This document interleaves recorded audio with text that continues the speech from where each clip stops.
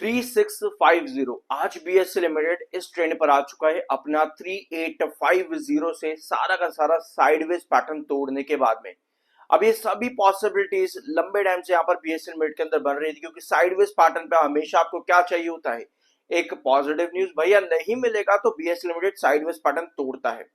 इस वीक के सिर्फ अभी 2 ही दिन हुए, कल मंडे था, आज ट्यूसडे, और काफी सारी पॉसिबिलिटीज और चीजें हम लोगों ने 2 दिनों के अंदर डिस्कस कर दी है। जैसे लॉन्ग टर्म के अंदर बीएससी का चार्ट किस तरीके से काम करता है, आपको कहां पर क्या मोमेंटम चाहिए होता है ताकि ब्रेकआउट्स मिले।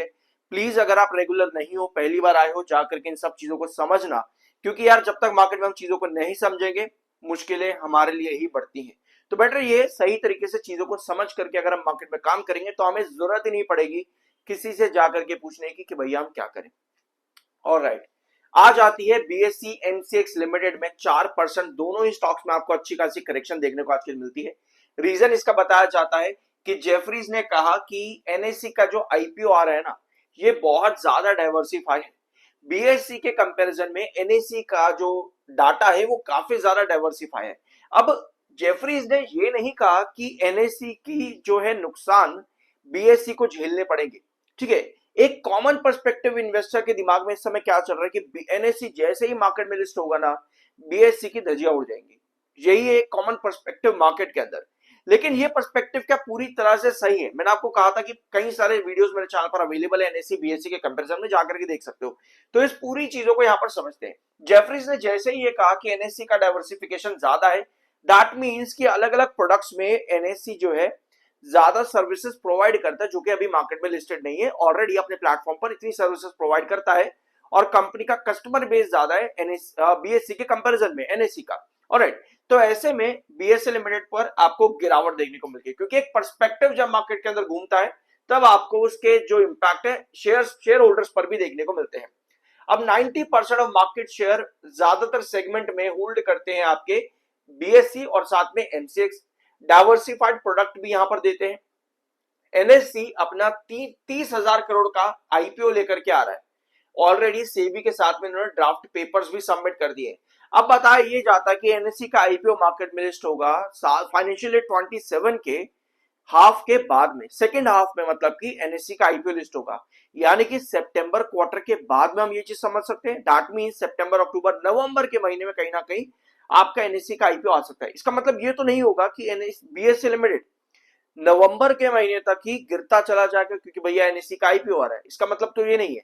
इसका मतलब सिंपल सा बस यही है कि एनएससी जो है ज्यादा डाइवर्सिफाइड है, तो इस कंडीशन की वजह से आपको जो है करेक्शन देखने को मिल गई इसके पीयर्स के अगेंस्ट में बीएससी और एमसीएक्स के अंदर, ठीक है। और ज्यादा डाइवर्सिफाइड है तो ज्यादा से ज्यादा कस्टमर भी है। लेकिन एक चीज हमें ये भी समझनी है कि एनएससी जब लिस्ट होगा तो ये बीएससी पर लिस्ट होगा, और अगर एनएससी के कस्टमर्स ज्यादा है कैश मार्केट में, अगर एनएससी के कस्टमर ज्यादा है कैश मार्केट में, और अगर एनएससी लिस्ट होने के बाद में अपना डेरिवेटिव मार्केट भी और एक्सपांड करता है, तो भी उसका impact in a positive way BSc पर मिलता है।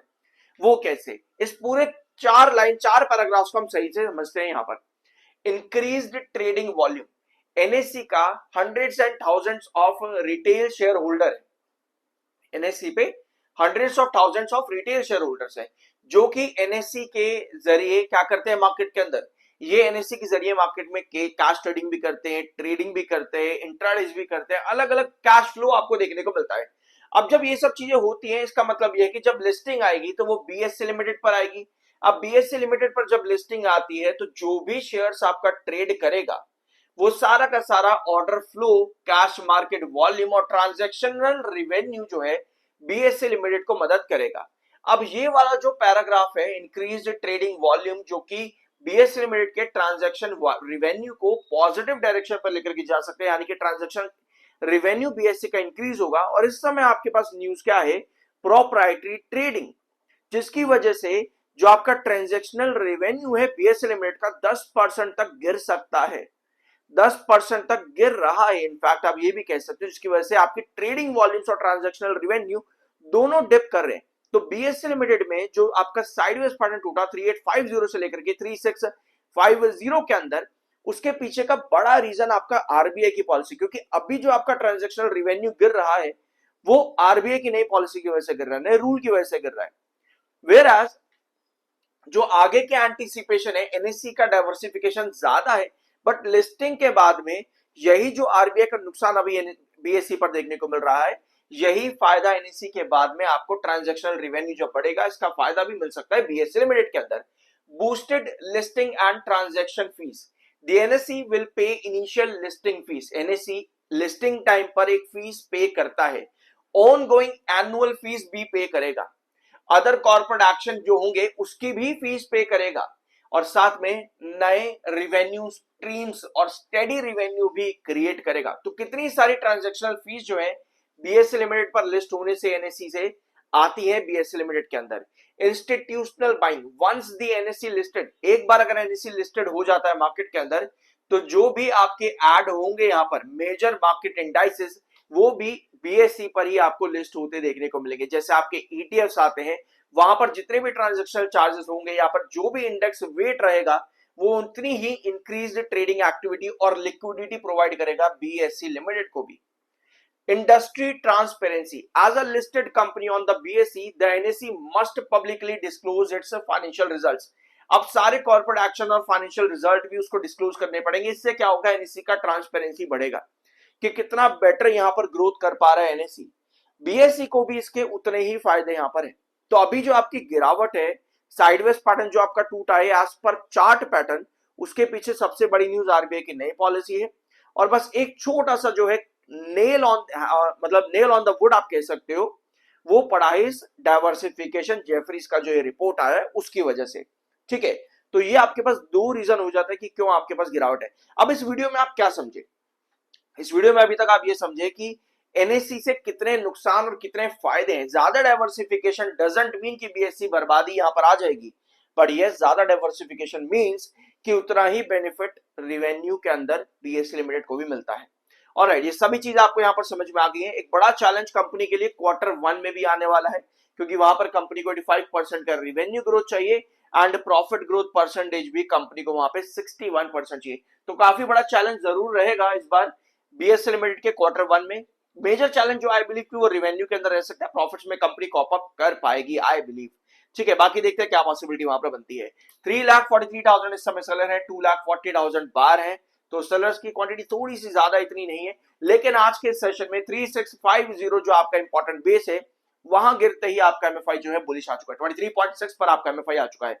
और एक चीज आप लोगों को याद होगी जरूर, बीएससी एमसीएक्स लिमिटेड दोनों में आपको तब तक लॉन्ग टर्म एंट्रीज अवॉइड करनी चाहिए जब तक आपके पास एक पॉजिटिव मोमेंटम ना आ जाए साइडवेज पैटर्न को बनाए रखने के लिए। तो नहीं आया, दैट मींस कि हम यहाँ पर बहुत अच्छे से सेफ हैं अभी भी, जो कि बहुत अच्छी बात है। Kudos to all the investors who are safe as of now, क्योंकि साइडवेज पैटर्न आपका टूट रहा था, ये मोमेंटम कैरी नहीं कर पाया। 3850 ये ट्रेंड आपका टूटा और अब हम 3650 पर आ चुके हैं। अब ये क्या कोशिश कर सकता है 3650 पर, ये कोशिश कर सकता है इसको मेंटेन करने की 3650, लेकिन कितना सस्टेन करेगा वो स्टिल डिपेंड करेगा आपकी पॉजिटिव न्यूज पे। आपके पास शॉर्टर यहां पर एक्टिव होने वाले 3650 पे और कोशिश करेंगे आज के सेशन में इसको 3680 तक लेके जाने में। जिस समय मैं ये वीडियो बना रहा हूं 3661 के आसपास काम कर रहा है। आज के सेशन में ये पूरी कोशिश करेंगे 3680 के आसपास इस ट्रेंड को फॉलो अप करने में।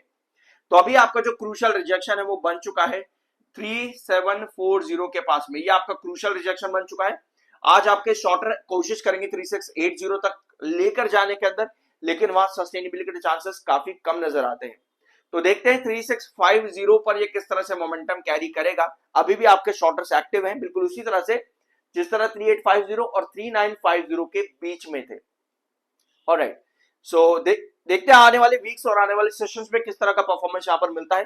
आई बिलीव कि जो सबसे बड़ा इंपैक्ट यहाँ पर आने वाला है वो क्वार्टरली रिजल्ट्स पर है। इसके अलावा एक चीज और नोट करना, हम लोगों ने 3 से 4 पॉइंट्स आपके डिस्कस करे थे किस तरह से बीएससी लिमिटेड काम करता है, जिसमें सबसे इंपॉर्टेंट आपका चार्ट्स है। दूसरा पॉइंट आपका आता है सेबी का कोई नया रूल या रेगुलेशन तो नहीं आ रहा। ऐसा भी अगर कुछ होता है कि भैया डेरिवेटिव ट्रेडिंग को लेकर के सेबी कोई पॉजिटिव चीज दे दे, तो वो भी आपके जो इस फॉल यहां पर बना हुआ है उसको थोड़ा सा साइडवेज लेकर के जाकर के क्या पैटर्न क्रिएट कर सकते हैं। यहां पर देखो आपके पास एक साइडवेज आया कुछ इस तरीके से, आपको यहां पर फॉल मिल चुका है। अब तो अगर आपके पास सेबी जैसे कोई न्यूज लेकर के आता है तो 3650 पर ये क्या करेगा, धीरे धीरे धीरे धीरे करके मोमेंटम बनाने की कोशिश करेगा और कुछ पॉजिटिव मिलता है तो आपका यहाँ पर एक वी पैटर्न बन सकता है। उसके लिए 3650 का मेंटेन होना जरूरी है और जल्द से आपके पास ये ऐसी कुछ पॉजिटिव न्यूज आनी भी जरूरी रहेगी। नहीं आ पाती है तो ये 3650 के नीचे भी करेक्शन प्रोवाइड कर सकता है, इसके चांसेस बहुत ज्यादा हाई नजर आते हैं। कुछ नया जानने को मिला हो सब्सक्राइब करना। I am N I S M certified. मिलता अगले वीडियो में।